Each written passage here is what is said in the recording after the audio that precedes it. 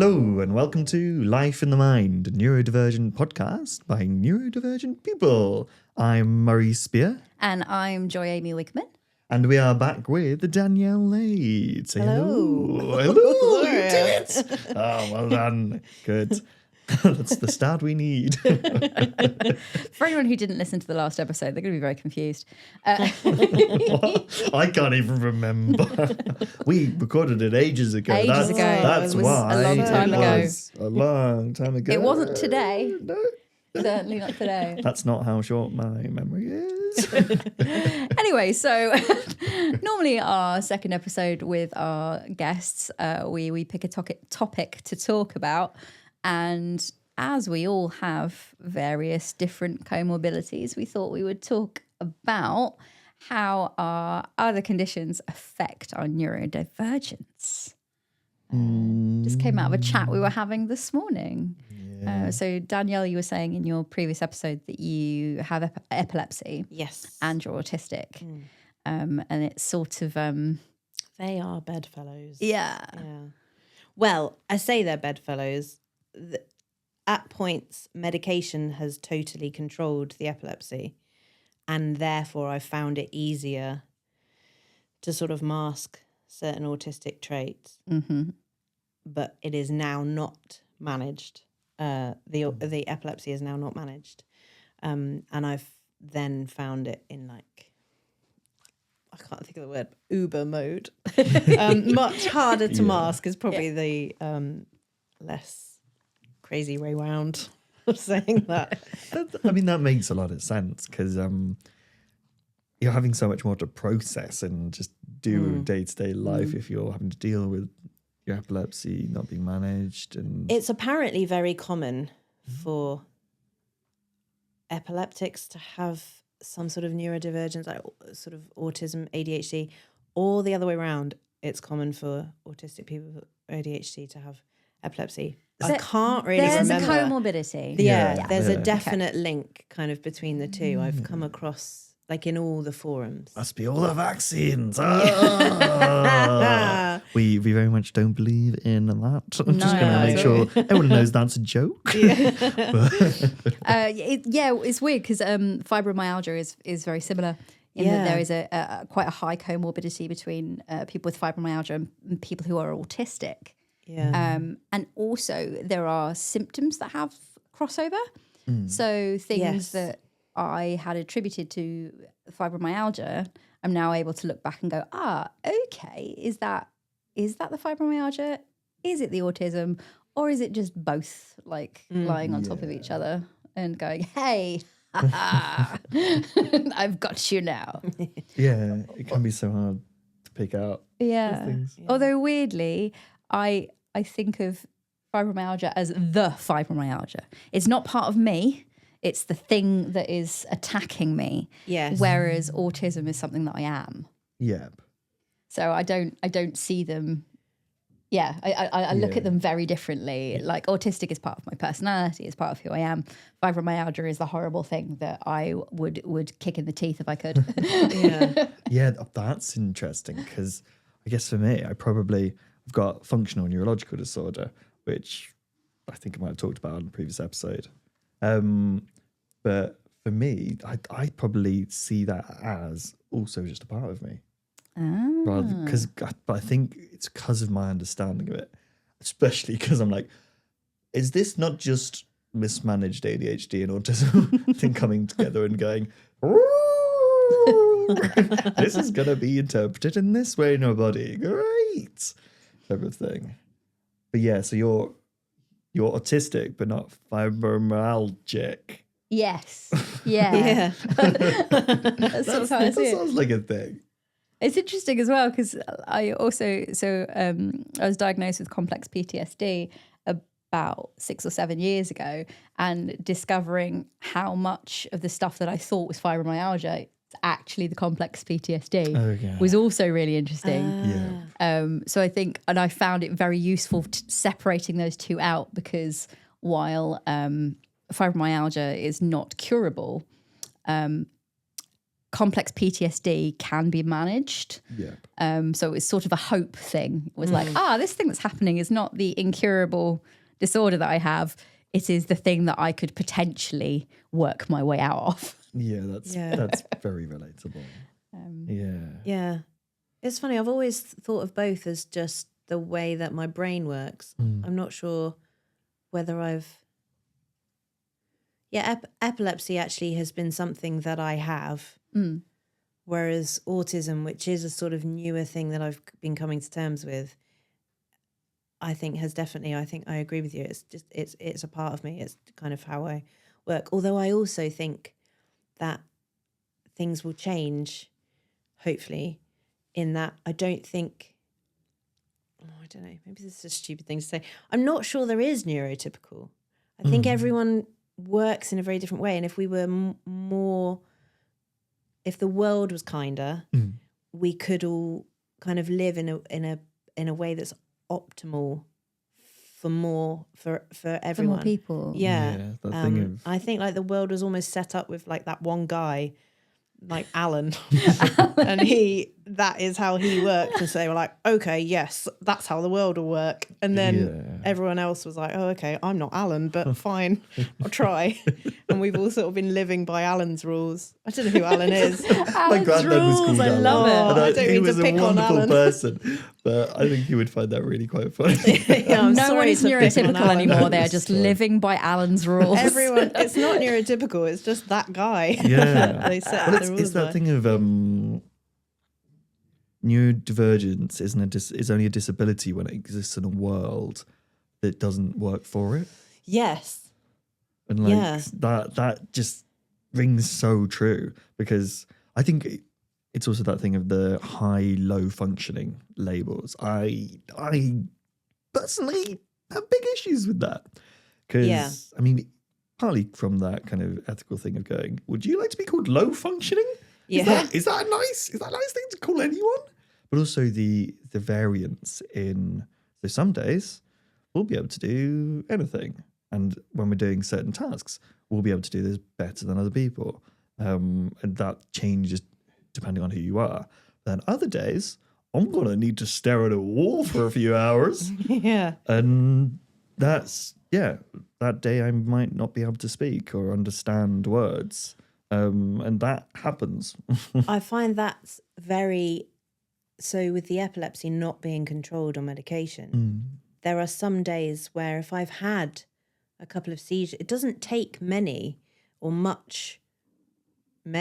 issues. I'll get the right word eventually. It's fine. We'll edit it. I say we as if I'm Take it out and post.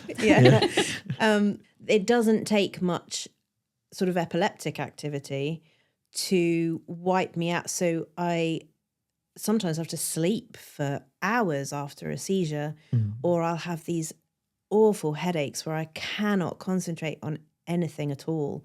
And that has been really bad this year, this last year, for a year. It's only a bit into the year. And then I've seen, I'm not doing this very well. But then sense. with the autistic traits, I've realised, actually, sometimes I haven't paused to that was a really bad day as well, but I didn't give sort of the time. Give it the space. Whereas with epilepsy, it's a really clear, I've just had a seizure, I'm going to be a bit wiped out later on in the day. And so it's kind of getting to know how the two affect the other. Yeah. If you see what I mean. And the signs, absolutely. Yeah. It's so key to give. I think that was one of the biggest learning curves for me with the neurodivergence discovery, and it's still something I very much have to be super aware of, is giving the neurodivergence space and being like, actually, that day didn't go well for my ADHD brain because I had to sit still for the whole freaking day. And that day didn't go very well for my autism brain because it was led by my ADHD brain. But really being aware of that versus like if I have a bad F&D day and it's like, oh, I can't move. That's really obvious. That's a bad F&D day. That's unsubtle. But then that's now evolved, so that's less obvious, which is great fun. Yeah, real fun. But having it obvious makes such a difference. And learning, when we're only learning now as well, later in life, late diagnosed, that those things are valid. Those things are okay to give ourselves space for, rather than being Yeah. like, and I need to crush that. That's okay. I struggled, but that was my problem. Yeah. That was my fault. That needs to just be crushed and taken. Yeah. And I need to just keep going. Unlearning that is Yeah. such a And there difficult being one. more information. So I remember a friend saying to me, and this is years back, I'd had an absence seizure, and then the next day I was like, I'm sorry, I can't take part. Can't even remember what it was. But I remember so clearly a friend being like, but you just had like a 6-second absence. Like, how are you like ill today? And I was like, well, I'm not ill as such, but I am exhausted. Like, my brain sort of was on the fritz for 6 seconds. So it comes across as a 6-second silence. There's a lot going on inside. It's not just that moment and then, oh, okay, it's done now, carry on with it. It has such a knock-on effect, which can sometimes last days. I mean, this time round, there's been many more, mostly at night. So my poor husband wakes up and like the fitted sheet is like off the bed and all sorts. So, but it has such a long-term, no, not a long-term effect. It has such an ongoing effect, but it is difficult to understand, or it's difficult for people to sort of to explain it to them, because to them, we were just sort of silent for a few seconds. So how is that having any kind of impact? But it's why it's called an absence, though, isn't it? It's it's like you're absent. I guess for you, how do you experience those? So for me, I just say, for example, if I had an absence like mid sentence, for me, I just say the sentence. However, most of the time, I say the sentence, but mid sentence, there's suddenly someone being like, "Are you all right?" kind of really close to me. And I think, oh, you've moved very close to me.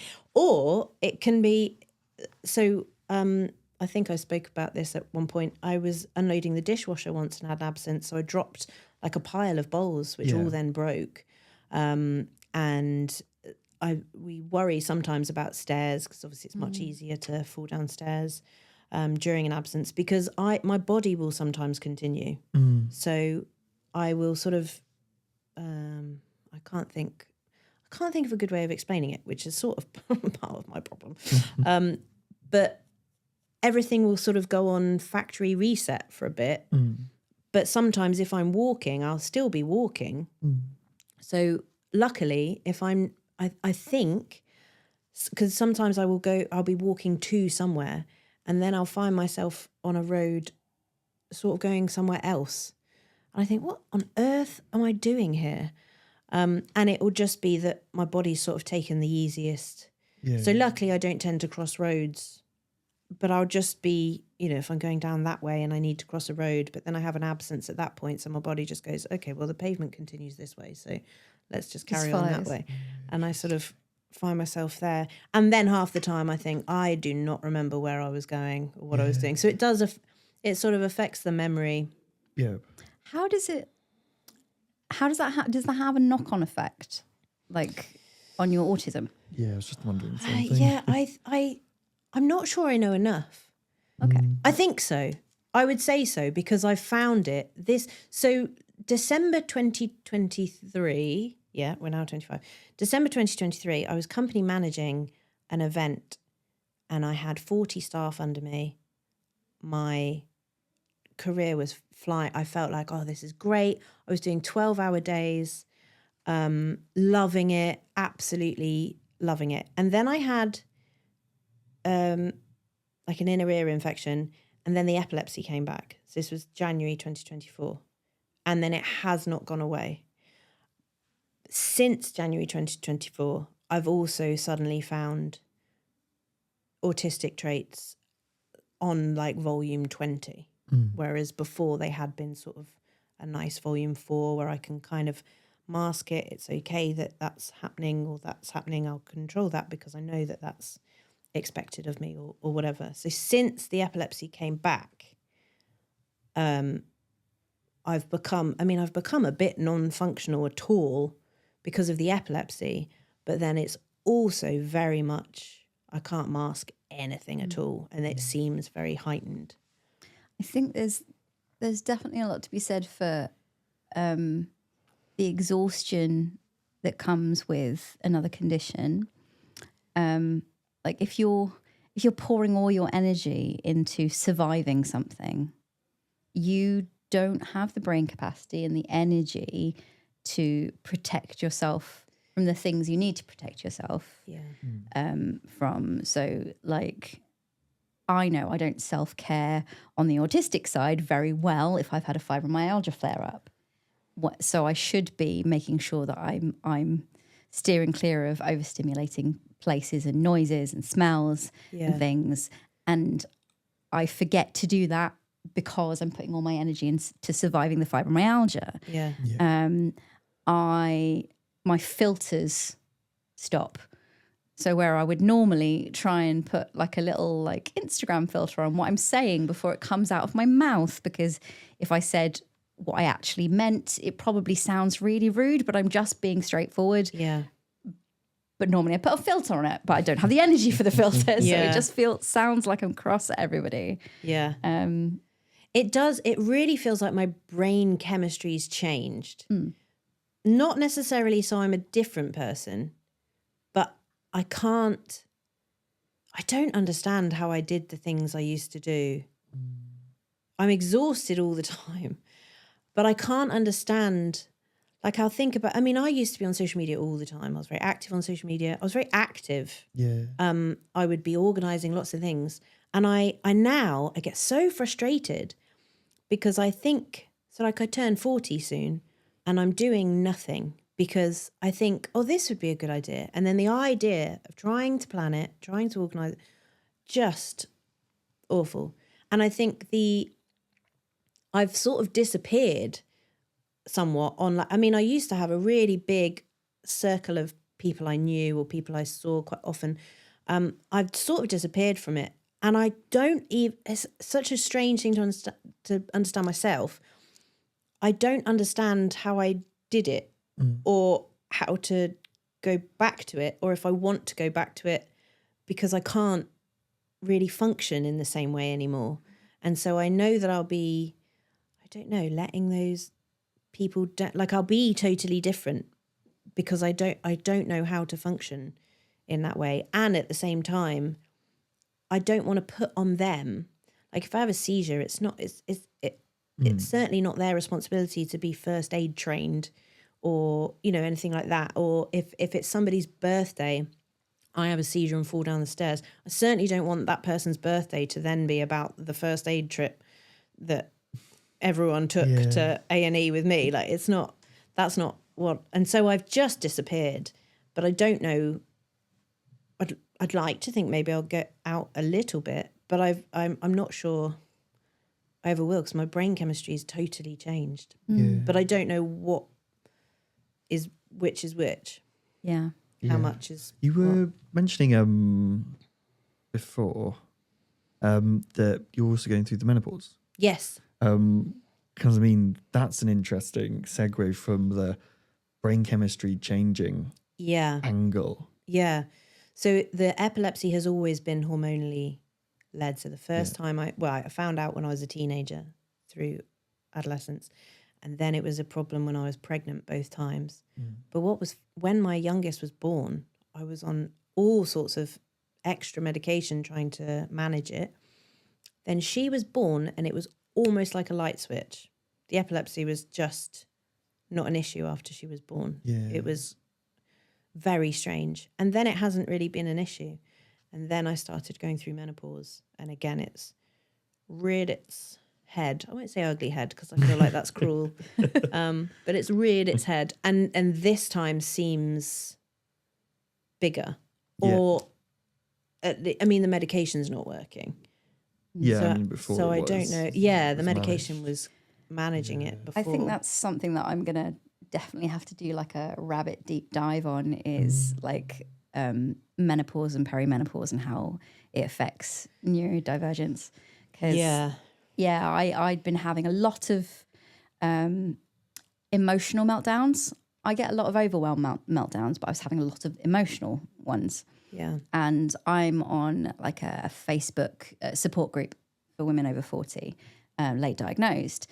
And I put on there, like, is it to do with the weather, the time of the year? Do you get more emotional outbursts like this time of the year?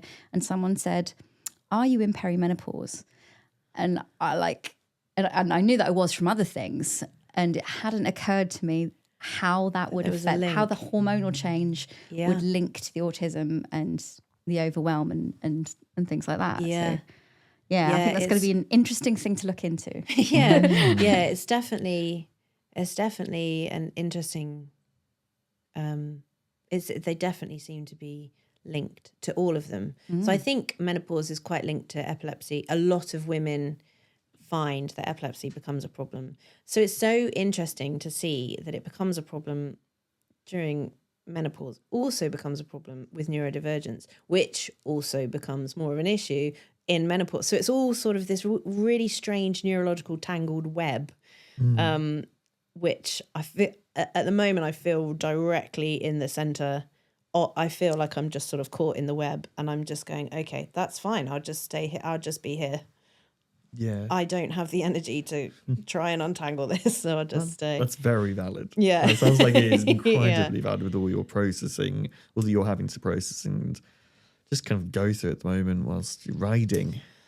Yeah, well, I think also my biggest concern, I feel awful for my support network, because so my husband, like I said, he's become my carer essentially. I mean, he's even, he's like outside wandering about just in case, and will be there because I'll come out and I've like really enjoyed myself and had a great time. I'll get home and I'll be exhausted.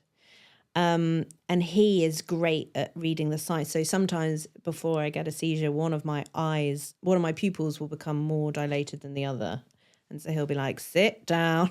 But he knows more about it than I do, really, because he sees it, whereas I'm sort of blissfully unaware of how things go. Yeah. So I think I also feel really for him, and anyone that has to see me. That's a sad way of we were chatting it. a little bit before we started recording about how that kind of, like you're saying, that worry of the stresses on your support network, how much of a thing that is. Because if you have any condition that gives some sort of uncertainty to your life, then how much you have to carry some sort of worry with you at all times. So when you think kind of the worst case scenario, whenever you go out and do something and then go, oh, but I do have to think in that way. It's the guilt. And then think on other people. Yeah. Exactly. It's future guilt. Like I'm having a rougher time with the fibromyalgia at the moment, going through a bit of a flare. And but I'm constantly thinking I have to keep going because I cannot put this on my support network right now. Yeah. They're too busy. They cannot cope with an extra layer of stuff. I have to keep going, which means I push, which means that I'm sicker for longer. It doesn't make any sense. Yeah. I literally had a conversation with my parents yesterday about that, and my support network is currently strained, and so that means I pull back. But actually it ends up impacting, especially on the neurodivergent side down the line. Like for me, like you were saying earlier, in terms of one flares up and so you forget the others, like the autism is the one that loses out. I think partly because ADHD brain, it's easier to take care of. I think that's a smaller part of my brain. if you had to balance out the autism, ADHD, I'm more autism. But yeah, I have to pay attention to the F&D, and then ADHD kind of gets taken care of by me taking care of the F&D, because I go and sit down, look after myself, slow down. But the autism brain isn't looked after, and so that loses out, and that flares up. That triggers my CPTSD, and then so it's remembering that even though our support networks may seem strained, and that we may feel that we're putting a lot on them, and that maybe they don't have that that they'll be there for them. They'll be there for us. Yeah. That's probably a nice place to stop, actually. Yeah. And to wrap things up. It has been so lush talking to you, Well, it's Danielle. been really nice to chat to you both. And hopefully that will have sparked a few comments in you guys at home. Tell us how you deal with your comorbidities and your feelings about your support network and that kind of stuff. And what comorbidities you have, because it's always interesting to hear what comes up with one. I think there's so much correlation that is yet to be recognised between all these lovely, lovely things that go on in our brain. Yeah, our lovely soup. Brain soup. Brain soup. Okay, thank you again, Danielle. Yeah, Thank you. you. Thank you. We'll see you lot next week. Bye-bye. Okay, folks, that's it for this episode. You can follow us on Instagram at life.inthemind. Our other socials are linked in our bio. Don't forget to like, subscribe, and comment. See you next time.